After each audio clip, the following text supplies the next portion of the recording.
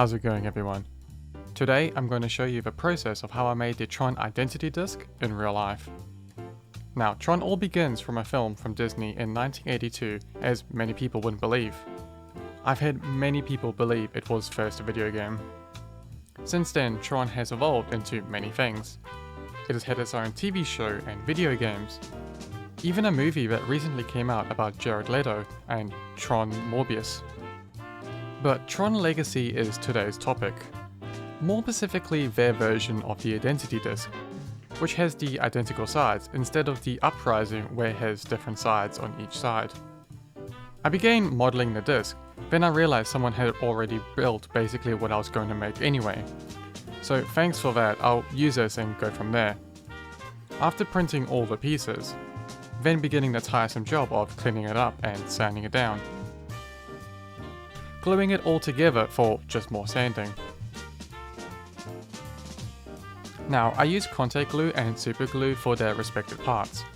For the transparent bits, I use the super glue because, well, it's semi-translucent when cured, rather than the brown contact glue which is clearly visible in the lighter bits. Now to prepare to fill in those lines, but the more sanding I do, the less work I have to do later on. I'm using this primer that has a filler already in it, so we could try and remove some of those lines from the printing as much as possible.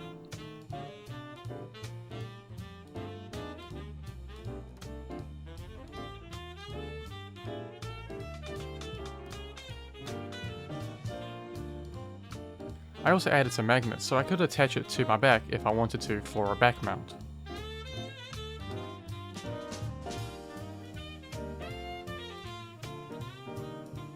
And then a cycle of spray primer, wait for it to dry, sand it down, spray it again with primer, repeat, until it's done. Then do the exact same thing for the other side. Because we're doing the legacy version, with our two outer bodies completed, having to rerun the detail lines because some of it got covered up with the filler.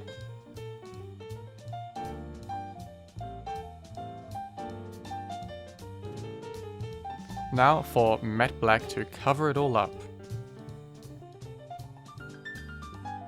And a clear protective coat to protect our gorgeous thing.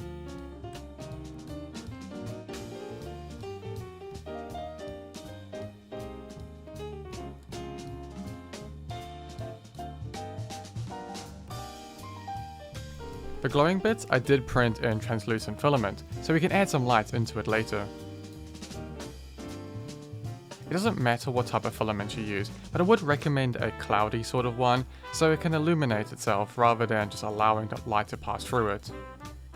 But if it really is that transparent it doesn't trap the light, you could always just rough out the outside with some sandpaper to add that surface. Now to clean them up and to glue them all together.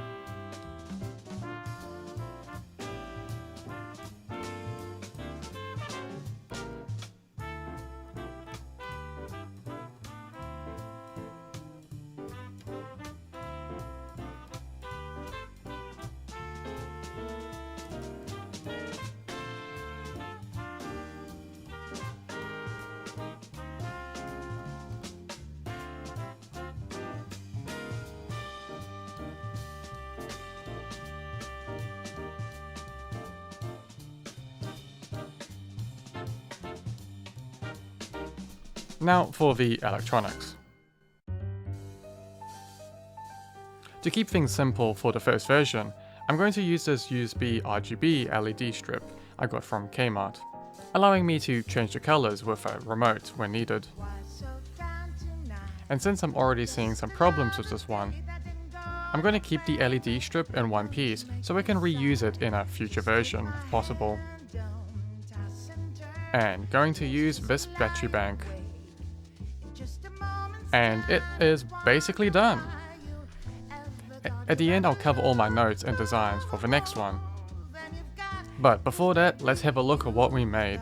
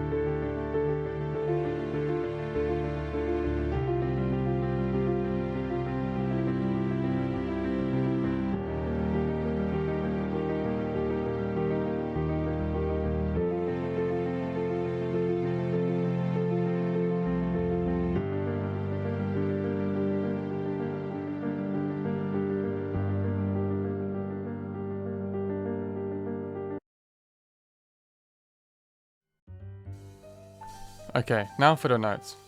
Few different versions of the identity discs.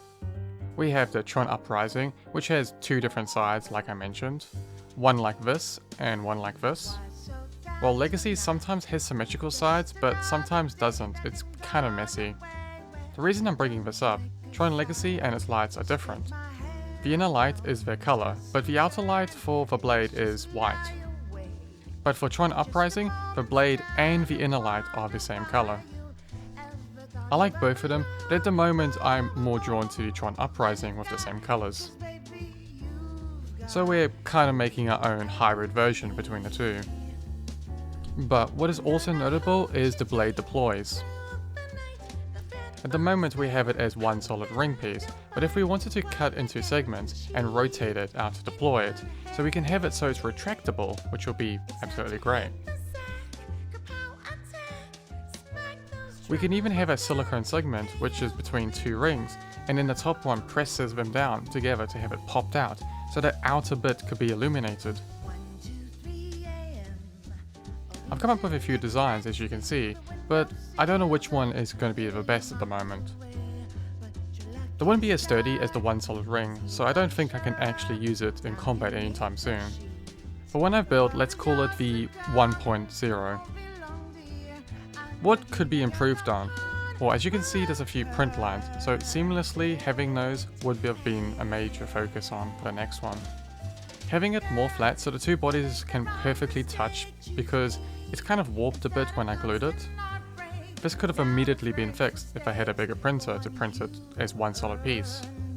Having the entire top body as one, or even glow ring as one piece, would have significantly improved it. This is also another problem, is there not enough internal space for all of the electronics. As I couldn't fit any of my electronics inside, I wanted everything to be internal, there wasn't enough space for the batteries or the BMS, instead of having the battery bank and cord down my sleeve. It also wasn't very balanced, with all the electronics located in the top half, so it was a bit offset. Having some sort of guardrails or slots for the top part and the bottom part to connect would have helped with the stability as well.